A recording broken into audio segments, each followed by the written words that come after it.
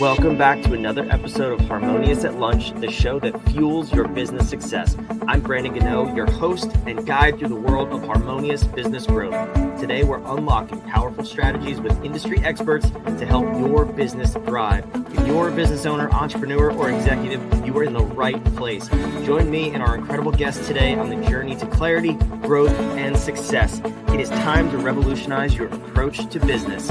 Let's dive in with another episode of Harmonious at Lunch.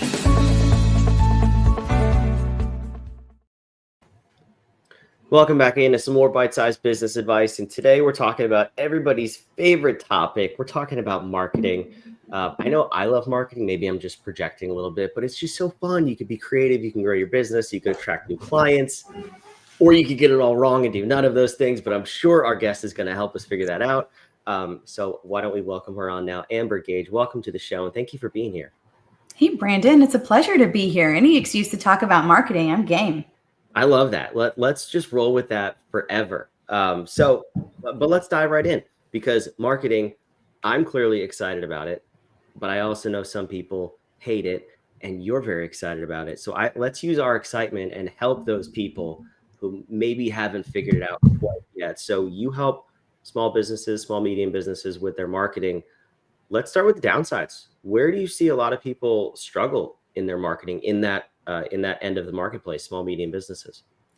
You know, I think they struggle with just not knowing what to do, where to invest their money, who to trust. These are huge issues when you're a small, medium-sized business, and marketing feels like you're just sprinkling magic fairy dust into the wind and you're hoping that it works. That there's a big risk of knowing where you should put your marketing dollars. So you're telling me you don't just throw money at Facebook and run ads and become a billionaire overnight? Is that not how it works? It's shocking, right? I know. It's a riveting idea, but no, that's not typically how it works, you know? All right. I thought you were going to be a good guest. Clearly I was wrong, because I was hoping that was the magic pill. But anyway. Yeah. Sorry. It was been nice knowing you, right? Yeah, same here. We'll catch you next time. All joking aside, I have met people that have thought that. I'm sure you have too, but it's obviously much more complex than that. So let's say you're meeting somebody, whether it's a client, prospective client, or just somebody on the street who maybe is listening to this podcast.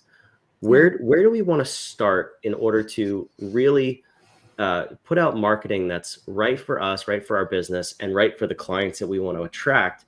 There has to be a starting point in identifying, what that is and where we need to go with it. So where do we start with people? Yeah, I really think you have to start with the end in mind. No one knows your business like you. So understanding your operational goals and understanding what you're trying to accomplish with your marketing should be the guiding compass in where you're willing to make the investment. If you're a service company looking to add calls on your board, well, then there are places for marketing such as a Google local service ad. However, if you're a part of a franchise system and lead generation is not a problem, but no one knows about your brand, then perhaps there's a branding initiative that should be looked at through some print ads or magazines or a PR firm, something along those lines. But you have to really look at marketing as a marriage with operations, not as something that stands in the corner and is going to move the needle on its own. There has to be a collaboration between operations and marketing from the start. As an ops nerd myself, I am just so excited that you said that, because that's when it works best, is when those two teams, regardless of the size of your business, when those two functions work really well together, and they complement each other. Because I've seen so often, I'm sure you have too, marketing brings people in, and then the next step in that pipeline totally drops the ball. Maybe it's even sales, and they're saying a completely different message, and they're scaring away clients. So if you're going to go in and work with somebody, it sounds like you need to be seeing the whole picture before you start running those ads or doing that marketing. What are you looking for from, I guess, the lens of congruency between how people flow through the entire business as a customer? Yeah, we sit down with every single new potential client and ask them to educate us on their business, their processes, their procedures, their goals, their team, their infrastructure. What CRM are you using? What's worked in the past? What's frustrated you in the past? Help us to really understand where those holes are.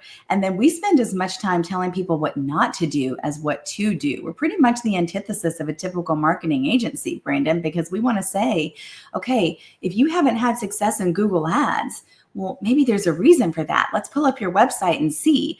If you're getting inbound phone calls, but your CSRs are not converting them, okay, well, there's an issue. Maybe we need to put some recordings on to find out where the objections are. There really has to be a dissection, if you will, of what's worked and what hasn't. And then of course we love to do the marketing audits too to see how people are appearing online, because we know that 99% of people are watching television online now, and all consumers are buying things from their cell phones. So if you're not mobile friendly and having a healthy online presence, you're missing the boat in some way or another. Absolutely. Dissection sounds like a terribly scary word. I'm just going to put that out there. But I have a feeling you can help us, and you have a methodology with the 4 C's framework. I love frameworks. We talked about this before we started recording. I am an absolute nerd. You admitted to being a nerd too. So if you come Yes. on this show with a framework, you know we're going to talk about it. So why don't we dive into the 4 C's? Because I think this can help people understand, at least from their seat, looking at their own business, where their marketing is, maybe where they're missing the boat, and then we can talk about revisiting it. So let's start with the Yeah. first C. Yeah, absolutely. So I wrote this book. It happens to be an international bestseller. I was very privileged to have it hit the international bestseller list on Amazon last year, in 4 countries.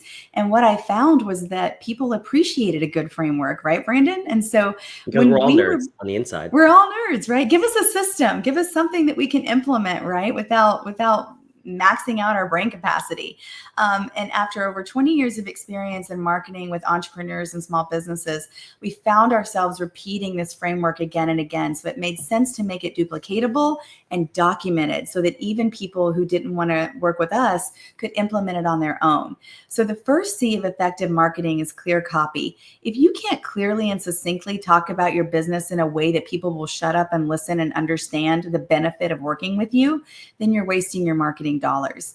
Understanding what makes you unique and what you bring to the table and how you serve your clients, that's a huge aspect. And most people overlooked this. So clear copy is the first C. And I like to use the Donald Miller brand of the story branding your business. It's a 7-part framework. You go through it in 90 minutes. And at the end of the day, you've got a beautiful blockbuster story that explains who you are as a company and what you do for your clients.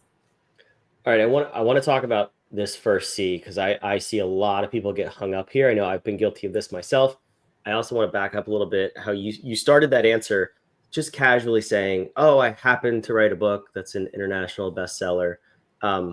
That's kind of a big deal. First of all, you don't just like breeze past that like you did. So congratulations on that, and we'll make sure the Thank book you. is down below in the show notes for those of you watching and listening. But this first C, it's so hard to write clear copy for someone Yes. who's in the business. Yeah. Like I said, I've struggled with this. Our clients have struggled with this. I know friends who have struggled with this. You think you're being clear because you're saying it the way you would normally say it to an employee or to a customer, but you're just being met with stone face on the other side. People don't understand what you're saying because you are the expert in that topic. So how do you Right. make sure you're really being clear to the customer and how to make sure they understand it?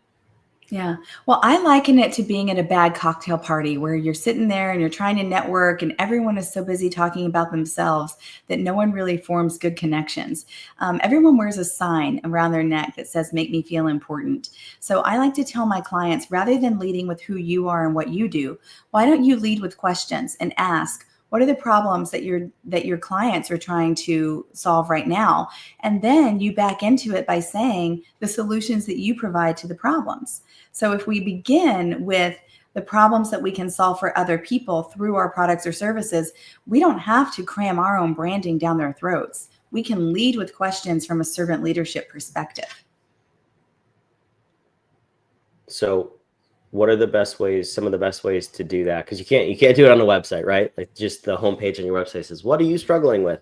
That's obviously not going to connect with your audience. But how do you start to ask questions to your ideal prospects? Maybe you've been in business for a decade. Maybe you're new in business. How do you really Yeah. find those right people? Start to ask those questions and then formulate the answer in a way that when they do get to your website or where they look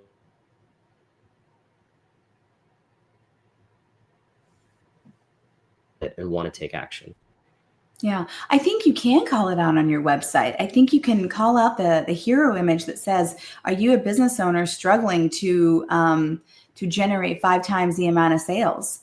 Or let's say you're selling, widgets or frameworks, and you're saying, "Are your frameworks not flying off the shelves?" I mean, I think by leading with questions and looking at it from the perspective of your client, you're then able to engage them in such a way that they go, "Oh, wait a minute, someone sees me and sees my problem." And then directly underneath that website, you can say, "Here are the 3 ways that we help you. We help you define your widget, define your audience, and deploy it out to the market."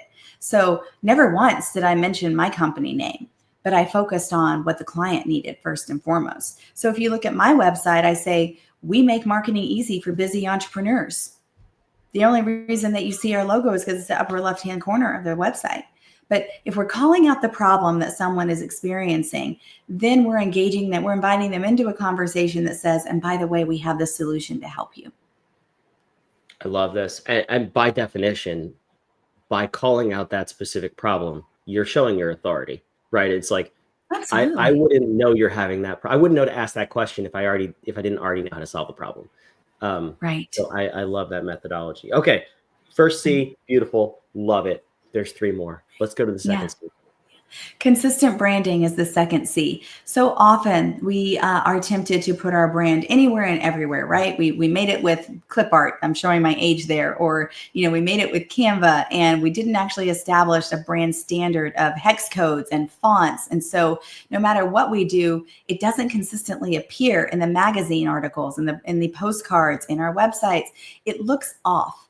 So your branding needs to be consistent, and it needs to be consistently placed in the right places that's going to cause a interest level of your ideal customers. So making sure that your branding is consistent, making sure it's presentable, making sure it's clear, that's a huge part of making sure that people understand who you are, what you do, and how you help them. I love it. You mentioned him before, Donald Miller. If you confuse, you lose, right? Fuse you lose. That's right. Yeah. And a good brand should stand alone. You shouldn't have to have an explainer underneath a logo that says what you do. Everyone recognizes the Nike stripe. You're selling sports stuff. You don't need it to say underneath it that it's Nike.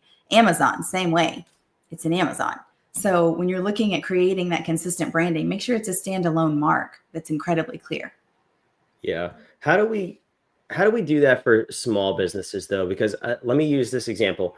Those behemoth companies out there, you know the brand, Yeah. you know the Oh, Amazon yeah. smile, you know the Nike swoosh, like you said, Yeah. thousands of other brands, same exact thing. We try to get cute as small business owners and we copy them. Breast Yeah. Cancer Awareness Month, and we do something pink.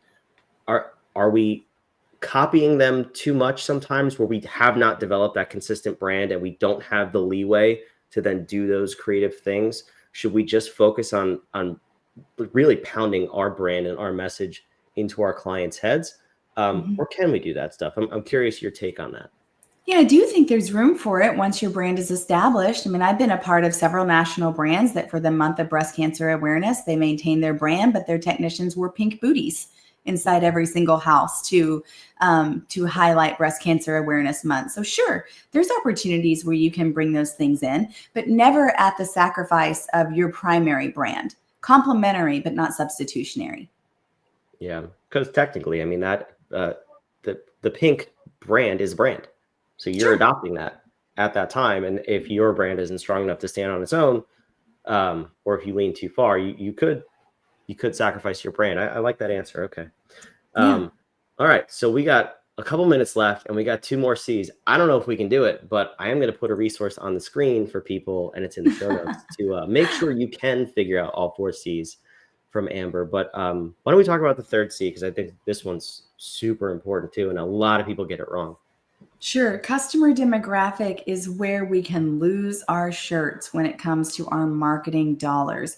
If you don't know who is actually buying from you and you're trying to market to everyone, there's a strong chance you are wasting valuable dollars. So, doing a reverse append on your database to know who people are that are buying from you and the products or service that they are purchasing will help you to then identify what strong calls to action are most effective and where you should be putting those calls to action.